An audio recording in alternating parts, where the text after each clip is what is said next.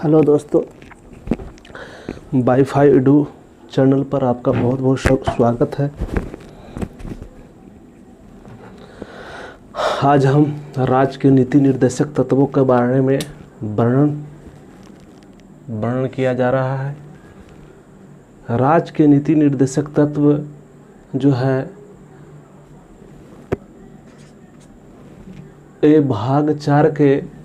राज्य के नीति निर्देशक तत्व भाग 4 के अनुच्छेद 36 से 51 में वर्णित है।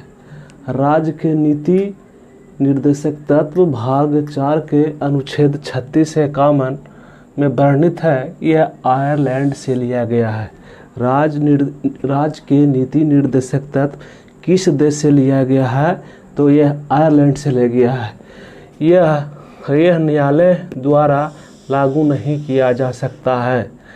ये न्यायालय द्वारा लागू नहीं किया जा सकता है। इसे वैधानिक शक्ति प्राप्त नहीं है। ये जो नीति निर्देशक तत्व है, जो राज्य जो कानून बनाएगा उसके विरुद्ध न्यायालय में कोई परिवर्तनशील नहीं हो सकता है या न्यायालय द्वारा लागू नहीं किया जा सकता है। इसे यह वैधानिक शक्ति प्राप्त नहीं है। यह भारत सरकार अधिनियम 1935 के तहत समाविष्ट किया है। राज्य के नीति निर्देशक तत्व जो है भारत सरकार के अधिनियम 1935 जो कानून बना है 1935 में, उसी के तहत समाविष्ट है। इसका उद्देश्य सामाजिक आर्थिक प्रजातंत्र की स्थापना करना तथा संविधान कल्याणकारी राज्य की स्थापना करना। संविधान कल्याणकारी राज्य की स्थापना करना। राज्य के नीति निर्देशक तत्व के अंतर्गत जो 36 से 51 में वर्णित किया है, उसका मुख्य विशेष बिंदु पर चर्चा किया गया है कि कौन सा अनुच्छेद में क्या क्या वर्णित है। 36 से शुरू होता है। अनुच्छेद 36 में राज्य की परिभाषा वर्णित है। अब राज्य के नीति निर्देशक, राज्य के लिए कोई नीति निर्देशक तत्व नीति बनाना, वो 36 में ही है। राज्य की परिभाषा दिया गया अनुच्छेद 36 में। 36 अनुच्छेद 37 न्यायालय में प्रवर्तनीय नहीं है। ये बीपीएससी में पूछ दिया गया है कि किस अनुच्छेद के तहत न्यायालय में परिवर्तनीय नहीं है, तो अनुच्छेद 37 के तहत। अनुच्छेद 38 में कहा गया है राज्य लोक कल्याण के अभिवृद्धि के लिए जिसमें सामाजिक आर्थिक और राजनीतिक न्याय का वर्णन किया गया है, वो अनुच्छेद 38 में है। अनुच्छेद 39 में समान कार्य के लिए समान वेतन, मेल हो या फीमेल, पुरुष हो या महिला, सब के लिए समान कार्य के लिए समान वेतन है। अब इसके एक है, माना कि अगर एक पुरुष 3 दिन में काम करता है तो फीमेल 9 दिन में काम करता है, तो उसके लिए क्या होगा? वेतन समान किया गया है। या 3-9, एक पुरुष जो है महिला का 3 गुना अधिक काम करता है, तो 3-9 याद करने का ट्रिक है। 39 के क में समान न्याय और निःशुल्क विधिक सहायता, ये 42वें संविधान संशोधन 1976 में जोड़ा गया है। 39 के क में समान न्याय और निःशुल्क विधिक सहायता, समान न्याय और निःशुल्क विधि सहायता। 39 के ग में धन का समान वितरण। क ख ग घ, ऐसे लिए ग के बाद घ ध, क ख ग घ धन याद करने के लिए है। 39 के ग धन का समान वितरण किया गया है। अनुच्छेद 44 सभी जानते हैं, ग्राम पंचायतों का गठन। किस अनुच्छेद में वर्णित है ग्राम पंचायतों को? तो 40। चाहत बहुत है लोगों को ग्राम पंचायत चुनाव जीतने का, तो 40 किस अनुच्छेद में? 40 में ग्राम पंचायतों का गठन किया गया है। अनुच्छेद 41 में कुछ दशाओं में काम, शिक्षा, लोक सहायता पाने का अधिकार है। जिस मनरेगा एक बिल आया था जिसमें 100 दिन के लिए काम गारंटी योजना के तहत आया है। वो मनरेगा का जो व्याख्या किया गया है, मनरेगा का जो प्रावधान है वो अनुच्छेद 41 में ही है। 42 काम न्याय संगत हो। कोई भी आप काम कर रहे हैं किसी भी ऑफिस में तो न्यायपूर्ण हो, न्याय संगत हो। अनुच्छेद 43 निर्वाह मजदूरी कुटीर उद्योग का प्रोत्साहन। 43 में व्याख्या किया गया है निर्वाह मजदूरी, जो हम काम कर रहे हैं उसको काम करने के बदल में जो हमारे मजदूरी है वो मिलनी चाहिए, 43 में है। और कुटीर उद्योग का प्रोत्साहन, छोटे छोटे उद्योगों का जो प्रोत्साहन है जो कुटीर उद्योग का 43 में है। अनुच्छेद 44 समान नागरिक संहिता, समान 4 समान नागरिक संहिता याद करने का, सिर्फ इसको कॉमन सिविल कोड भी कहते हैं। कॉमन सिविल कोड इंग्लिश में कहते हैं। गोवा भारत में एकमात्र ऐसा राज्य गोवा है जहां अनुच्छेद 44 एक्ट क्या है लागू है, जहां समान नागरिक संहिता कॉमन सिविल कोड लागू किया गया है।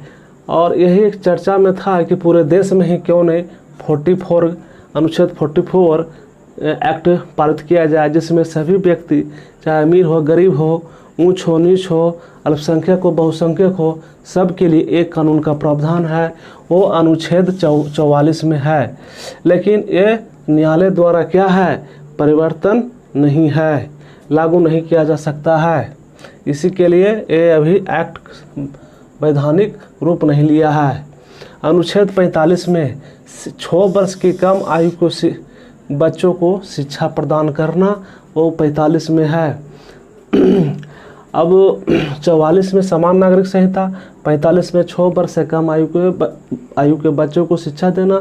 एक प्रश्न ये भी आता है कि 6 से 14 वर्ष के आयु के बच्चे को शिक्षा किस अनुच्छेद के तहत दिया जाता है, तो अनुच्छेद 45 ही होगा। और लेकिन संविधान संशोधन 86वें संविधान संशोधन 2002 में ये एक्ट पारित किया गया।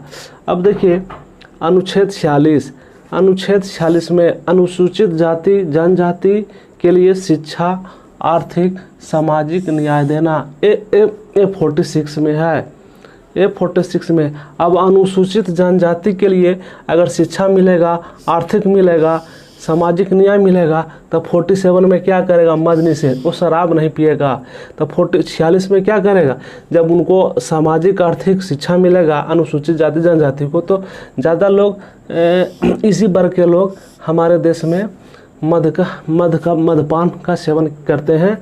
अगर उनको ये चीज़ दिया जाए, एक ट्रिक बताया जा रहा है, यहाँ से यहाँ तक है 46 से 49 तक।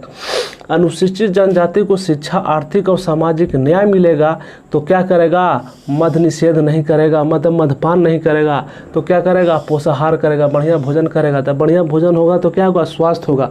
तो इसका वर्णन क्या है 47 में, अगर बढ़िया स्वास्थ्य मद निषेध नहीं करेगा तो निश्चित है कि कुछ जीविका उपार्जन के लिए क्या करेंगे, कृषि एवं पशुपालन करेंगे, और दुधारू गाय का क्या करेंगे, सेवन पालेंगे, जो कि दूध उत्पादन से उनकी कुछ आमदनी हो जाए। तो 48 में क्या है, कृषि एवं पशुपालन।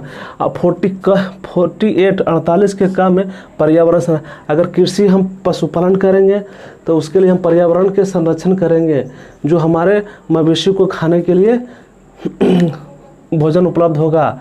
तो 48 में कृषि एवं पशुपालन, 48 के काम में पर्यावरण संरक्षण, 42 में संविधान संशोधन 1976 में क्या किया गया, इस एक्ट को लाया गया, अनुच्छेद 48 के अनुच्छेद 49 49 राष्ट्रीय महत्व स्मारकों का संरक्षण।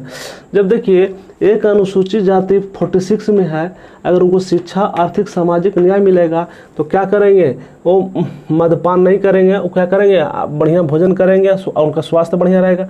जब स्वास्थ्य बढ़िया रहेगा तो कि अपने जीविका उपार्जन के लिए क्या करेंगे, कृषि एवं पशुपालन करेंगे, और कृषि पशुपालन जब करेंगे तो क्या करेंगे, पर्यावरण को संरक्षण करेंगे। 48 के काम में 49 में पर्यावरण का भी संरक्षण करेंगे। तो राष्ट्रीय महत्व स्मारकों को भी संरक्षण करेंगे। राष्ट्रीय महत्व के हमारे देश में जो स्मारक हैं, जैसे लाल किला है, ताजमहल है, महाबलीपुरम है, इस तरह का राष्ट्रीय स्मारक जो हमारे देश में है, महत्व स्मारकों का संरक्षण करेंगे। अनुच्छेद 50 पृथकीकरण कर देंगे। कार्यपालिका न्यायपालिका का क्या है का पृथकीकरण 50 कार्यपालिका न्यायपालिका 50। अनुच्छेद 50 में वर्णित है। ये बता अनुच्छेद 41 अंतर्राष्ट्रीय शांति और सुरक्षा। अनुच्छेद 51 में अंतर्राष्ट्रीय शांति कब आएगा? देखिए, जब 5 आदमी के बीच में आप रहते हैं तो आप क्या कीजिएगा, वहाँ से हटिए, अकेले हटिए। जब अकेले हटिएगा तो क्या होगा, शांति मिलेगा। क्या मिलेगा? शांति। ये शांति मिलेगा। तो शांति मिलेगा तो अपने आप में क्या कीजिएगा, सुरक्षा महसूस कीजिएगा। तो अनुच्छेद 58 में क्या, अंतर्राष्ट्रीय शांति और सुरक्षा। भाग 4 के का बाहर कुछ निर्देश दिए गए हैं। अनुच्छेद 350 प्राथमिक स्तर पर मातृभाषा में शिक्षा देना 350 में वर्णित है। अगर प्राथमिक स्तर पर कोई भी स्कूल, कॉलेज, विद्यालय प्राथमिक स्तर पर क्या करना है, मातृभाषा में शिक्षा देना है। 351 हिंदी को प्रोत्साहन करना। अगर 350 में प्राथमिक स्तर पर मातृभाषा में शिक्षा दिया जाएगा तो उसके बाद 51 में क्या होगा, हमारे देश का हिंदी राष्ट्रीय भाषा है तो हिंदी को क्या करेगा, 351 में हिंदी को प्रोत्साहित किया जाएगा। अब देखिए, केटी शाह ने कहा राज्य के नीति निर्देशक तत्व एक ऐसा चेक है जो बैंक के सुविधा अनुसार भुनाया जा सकता है। केटी शाह, केट क्या काटिएगा, बैंक का चेक काटिएगा ना, बैंक का चेक, सिंपल से याद हो जाएगा। अब अगर पूछ देगा राज्य के नीति निर्देशक तत्व ऐसा चेक जो बैंक में सुविधा अनुसार भुना जा सकता है, किसने कहा था, तब बैंक का चेक क्या कहता है, काटा जाता है। तो केटी शाह, बिल्कुल याद, ज़बरदस्त शॉर्ट ट्रिक है। फिर से हम इसको राज्य के नीति निर्देशक तत्व के बारे में फिर से हम रिपीट करते हैं और इसे 2 से 4 बार वीडियो देख लीजिएगा। इससे एक भी प्रश्न आपको एग्जाम में नहीं छूटेगा। और पीसीएस से लेके Bihar SSC, Bihar SI, SSC, LDC, ODC, RRB के लिए, सब के लिए ये सफिशिएंट मटेरियल है आपके लिए। अब देखिए, राज्य के नीति निर्देशक तत्व फिर से हम रिपीट कर देते हैं। राज्य के नीति निर्देशक तत्व भाग 4 में वर्णित है और किस अनुच्छेद में, 36 से 51 में। यह कहाँ से लिया गया है, यह आयरलैंड से लिया गया है। यह आयरलैंड से, किस देश से लिया गया, आयरलैंड से लिया गया है। तो राज्य में कोई नीति लैंडे पर ना बनेगा। राज्य का कोई नीति, कोई पॉलिसी, कोई कानून अगर बनेगा तो क्या करेगा कि वो लैंड पर आएगा, मतलब ज़मीन पर आएगा, हकीकत पर कि कौन सा नियम है। तो राज्य के नीति निर्देशक तब आयरलैंड, इसे न्यायालय द्वारा लागू नहीं किया जा सकता। जो राज्य का कानून बनता है और न्यायालय द्वारा लागू नहीं किया जा सकता, इसे वैधानिक शक्ति प्राप्त नहीं है। इसे वैधानिक शक्ति प्राप्त नहीं है। यह भारत सरकार 1935 के तहत समाविष्ट है। जो अंग्रेज के समय 1935 में जो कानून बना था उसी के तहत यह राजनीति निर्देशक तत्व समाविष्ट है। इसका उद्देश्य सामाजिक आर्थिक प्रजातंत्र की स्थापना, इसका उद्देश्य है सामाजिक आर्थिक सभी राज्य के सभी वर्गों के लिए सामाजिक आर्थिक प्रजातंत्र की स्थापना, संविधान कल्याणकारी राज्य की स्थापना करना। संविधान का कल्याणकारी सब राज्य के सभी वर्गों के लिए कल्याण हो, ऐसा इसमें व्यवस्थापना किया गया। अनुच्छेद 36 में फर्स्ट लेटर है, 36 से 51 तो राज्य की परिभाषा किया गया। 37 न्यायालय में परिवर्तनीय नहीं है। 37 आभास संख्या है तो क्या होगा, परिवर्तन नहीं है। 37 न्यायालय में परिवर्तनीय नहीं है। 38 राज्य लोक कल्याण की अभिवृद्धि है। 38 क्या है, राज्य लोक कल्याण की अभिवृद्धि है, जिसमें सामाजिक है, आर्थिक है, राजनीतिक न्याय किसमें मिलेगा, 38 में है। 39 में समान कार्य के लिए समान वेतन, पूछा गया है क्वेश्चन बीपीएससी में। 39 किसका वर्णित है, तो मेल फीमेल 3 या 9। मेल अगर 3 दिन में करता है तो फीमेल 9 दिन में करेगा, फिर भी उसको सामान्य वेतन चाहिए। तो 39 3 या 9 है ना, समान कार्य के लिए समान वेतन। 39 के का सामान्य न्याय और निःशुल्क विधिक सहायता, जो कि 42वें संविधान संशोधन सामान्य न्याय और निःशुल्क विधिक सहायता, सबका समान न्याय हो, सबको निःशुल्क कानूनी सहायता मिले, वो 39 के क में है।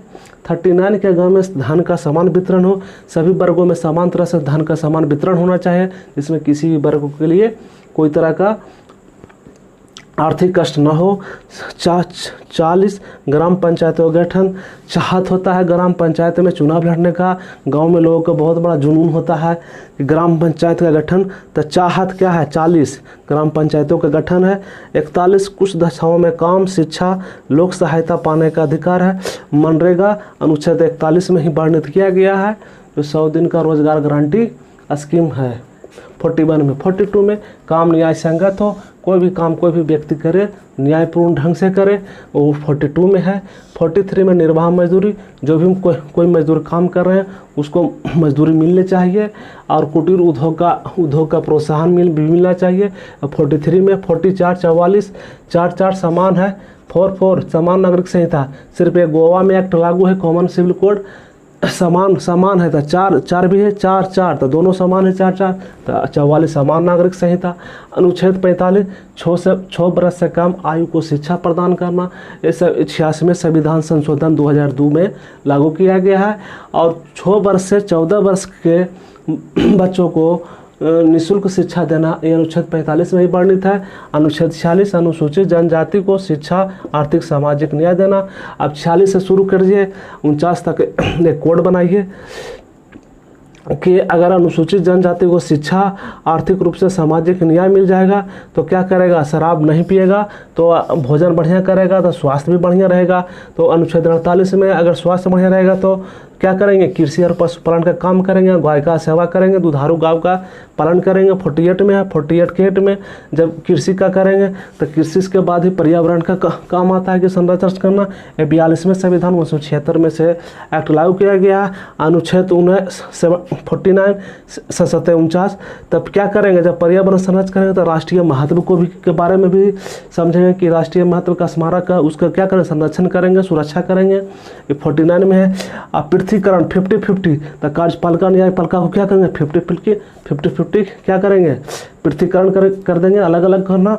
51 अंतर्राष्ट्रीय शांति कब मिलेगा, 5 आदमी के बीच में रहेगा तो कभी शांति मिलेगा, तो क्या कुछ एक अकेले हटना पड़ेगा आपको, हटता 5-1 तो 51 51। ऐसे भी एक ट्रिक और बनता है कि अगर किसी को दान देते हैं तो 50 रुपया में शांति नहीं मिलता, तो लगता है कि 1 रुपया और डाल दें तो 51 रुपया, तब मन को शांति मिल जाता है। तो अंतर्राष्ट्रीय शांति कहाँ हो गया, 51 में क्या ट्रिक है जी, ज़बरदस्त ट्रिक है। सुरक्षा, जब शांति मिलेगा तो अपने आप में सुरक्षा भी महसूस कीजिएगा, अनुच्छेद 51 में है। भाग 4 से बाहर कुछ निर्देश है। 350 प्राथमिक स्तर पर मातृभाषा में शिक्षा देना। 351 हिंदी को प्रोत्साहित करना। राज्य के नीति निर्देशक तत्व एक ऐसा चेक है जो सुविधा अनुसार बनाया जा सकता है। तो बैंक में क्या कीजिएगा, बैंक का चेक क्या कीजिएगा, काटिएगा, क्या कीजिएगा, किसने कहा था, KT सार ने कहा था। तो आपका राज्य के नीति निर्देशक तत्व का चैप्टर आज समाप्त हुआ। कल नेक्स्ट चैप्टर में आएंगे।